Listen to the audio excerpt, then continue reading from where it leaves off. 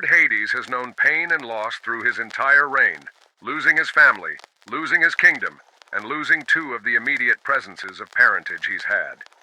As the Evermeadow Crusaders stood before the underworld ruler, he was most agreeable to joining your God Council, but before doing so, he required information. To truly trust the alliance made by these mortals, the motivations of each member must be made clear. And so the heroes spoke honestly about the subject. Malpais has been tested in the Pirate King's throne room, as before him lied 70 bottles of primordial water, but chose to ignore them.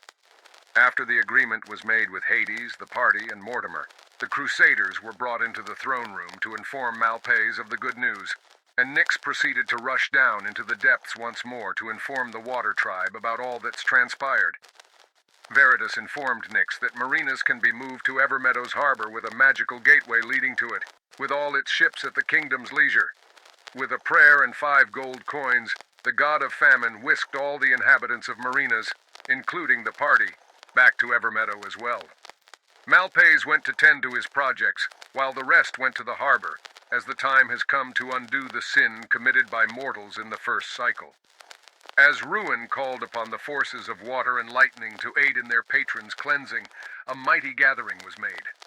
Those in participation are Darakas, Rogal, Nyx, Nirana, possibly Dascaris if he stops T-posing, Poseidon, Tarragon, Harkana, Mako, Nar, Valadius, and a stranger shrouded by a cloak.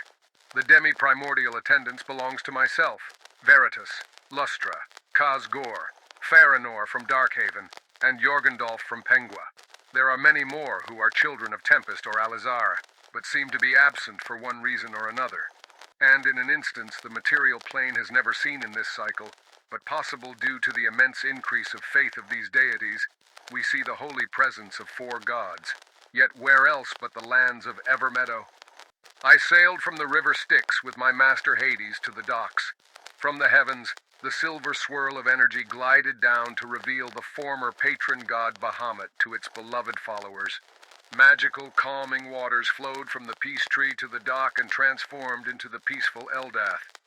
With 2 astral slices, an opening was presented for the war god Grumsh, and a mighty lightning bolt crashed down in the form of the mighty Thor, and due to the cavalcade of essences he has been fed, and from bringing the party here, Mortimer was in attendance as well. Daraka starts to summon a powerful storm that is joined by the other servants of the 2 primordials to increase its intensity, such elements swirling in an intensity that repels all unwelcome in this situation. The process has begun. Being amongst his descendants has allowed for Ruin to meditate and try to convert these other primordials into one being. With the blessed Peacebringer in hand, Rogal sent healing beams of light into the Leviathan, revealing multiple energies within its body. To follow this, Nyx embraced the celestial powers the Night Mother has granted her, and took the form of a dragon constellation, helping amplify her silvery beams of combat and restoration, star-shining down upon him. Calling a bolt of lightning into his hand, Daracus wields the Stormbringer and also provides his energies, and when the time is right, this former pirate creates a magical gate within Ruin to reenact the moment heard across the world when the siege of the Devamas Manor occurred.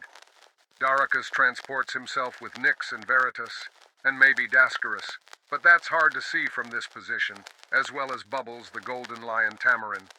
We Storm and waterborne children of Alizar must wait out here to make sure everything is brought to the best conclusion.